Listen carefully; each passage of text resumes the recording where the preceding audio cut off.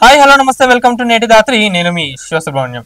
మొత్తానికైతే Chhaava cinema release అయింది. మంచి రివ్యూస్ వస్తున్నాయి. వాటికి సినిమాకి కూడా మంచి రేటింగ్స్ ఉన్నాయి. ప్రతి ఒక్కరు కూడా చావా సినిమాని చూడండి. ఎందుకంటే అది ఒక మూవీ లాగా అని ఎవరు కూడా భావించకండి.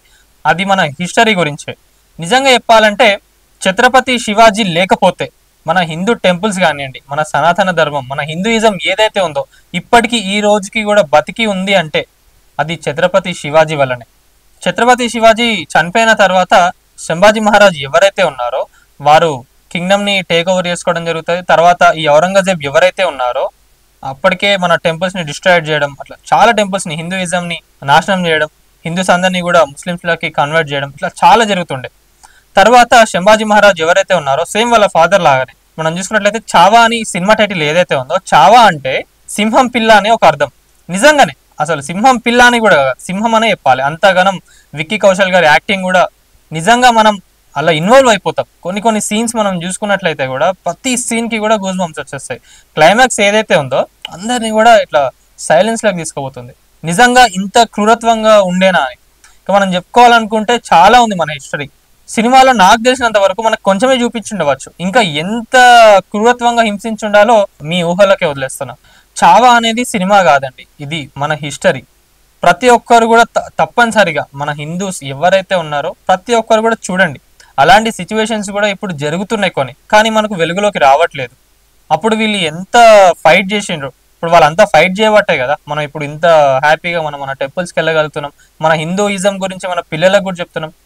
కొన్ని వీడియోస్ ఇప్పుడు మంచిగా వైరల్ అవుతున్నాయి. పిల్లలు కూడా ఛత్రపతి శివాజీని తలుచుకొని థియేటర్లో వాళ్ళ గురించి ప్రే చేయడం, వాళ్ళపైన సాంగ్స్ వాడడం, అసలు ఆ సీన్స్ చూస్తుంటేనే అసలు చాలా బాగా అనిపిస్తుంది.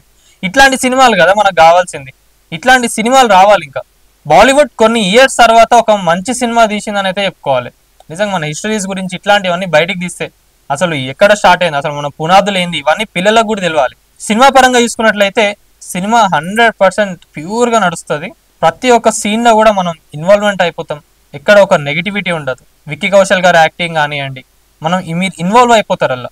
కంపల్సరీగా క్లైమాక్స్లో అయితే మీరు అందరు కూడా ఇట్లా ఏడ్ చేస్తారు, అంత బాగుంటుంది. సో సినిమాలో ఔరంగజేబ్ క్యారెక్టర్ కూడా చాలా న్యాచురల్గా చేసిండు. ఆయన్నే ఔరంగజేబ్ అన్నట్టుగా యాక్టింగ్ చేసిండు. ఎక్కువ డైలాగ్స్ ఉండవు. ప్రతిదీ కూడా తన ఎక్స్ప్రెషన్తోనే సినిమా మొత్తం నడిపించేస్తాడు. నిజంగా సినిమా అయిపోయినాక ఆయన్నే ఔరంగజేబ్ అనుకొని చాలా మంది కూడా ఇప్పుడు సోషల్ మీడియాలో చూస్తున్నాం కదా వీడియోస్లో అడ్డగులుగా తిడుతున్నారు. అంటే ఇన్వాల్వ్ చేసేసింది మూవీ అనేది, ప్రతి ఒక్కరిని కూడా ఇన్వాల్వ్ చేసేసింది. కంపల్సరీగా ఇది అందరు చూడాల్సిన మూవీ.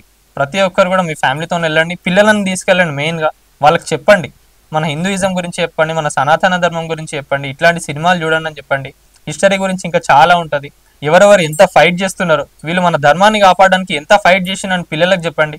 స్కూల్స్లో కూడా ఒకప్పుడు మంచిగా చెప్పేది. ఇప్పుడు ఎడ్యుకేషన్ సిస్టమ్ మారుతున్న కొద్దీ అసలు వీటి గురించి పెద్దగా ఎవరు పట్టించుకుంటలేరు. ఇంకోటి సినిమాలో ఒక డైలాగ్ ఉంటుంది, చాలా బాగా అనిపిస్తుంది. ఏంటంటే సంభాజీ మహారాజు ఔరంగజేబ్ వాళ్ళకి దొరికినప్పుడు చాలా అంటే అసలు ఘోరంగా టార్చర్ చేస్తారు. ఆ సీన్స్ చూస్తుంటే లిటరల్ అసలు చాలా బాగా అనిపిస్తుంది ప్రతి ఒక్కరికి కూడా. కొన్ని రోజుల వరకు చాలా అంటే చాలా సఫర్ చేస్తారు సంభాజీ మహారాజ్ని. కానీ ఔరంగజేబ్కి అసలు సాటిస్ఫాక్షన్ ఉండదు. అప్పుడు వచ్చి ఒక మాట అంటాడు సంభాజీ మహారాజ్తో, ఏమనంటే మీరు అసలు దేనికోసం ఇంతగానం చేస్తున్నారో మాకు అర్థమైతలేదు, మీరు మా మతంలోకి వచ్చేసేయండి, మీరు మాకు సపోర్ట్ ఇవ్వండి, మిమ్మల్ని చాలా బాగా చూసుకుంటాం, మీ లైఫ్ కూడా చాలా బాగా మారుతుంది అని చెప్పి ఔరంగజేబ్ ఒక మాట అంటాడు. అన్నాక సంభాజీ మహారాజ్ రిప్లై ఇస్తాడు, ఏమని, మీరే మాకు సపోర్ట్ ఇవ్వండి, మీరు మతం కూడా మార్చుకోవడానికి ఏం అవసరం లేదు, మీ లైఫ్ కూడా చాలా బాగుంటుంది, ఒక్కసారి మీరు మా సైడ్ వచ్చి చూడండి అని చెప్పి అంటాడు. అంటే అక్కడ వాళ్ళ మతానికి కూడా వాల్యూ ఇచ్చి సంభాజీ మహారాజ్ మాట్లాడడం జరుగుతుంది. అంటే ఎంత బాగుంది చూడండి ఆ డైలాగ్స్ కూడా. ఇంకోటి ఏంటంటే సినిమా వచ్చేసి ఓన్లీ హిందీలో ఉంది కాబట్టి చాలా మందికి అర్థం కాదు. సబ్ టైటిల్స్ ఉన్న థియేటర్స్ ఏవైతే ఉన్నాయో వాటిని ఎంచుకోండి. కాకపోతే ఫ్యూచర్లో మేబీ డబ్బింగ్ చేసి ఈ మూవీస్ అనేది రిలీజ్ అవ్వచ్చు.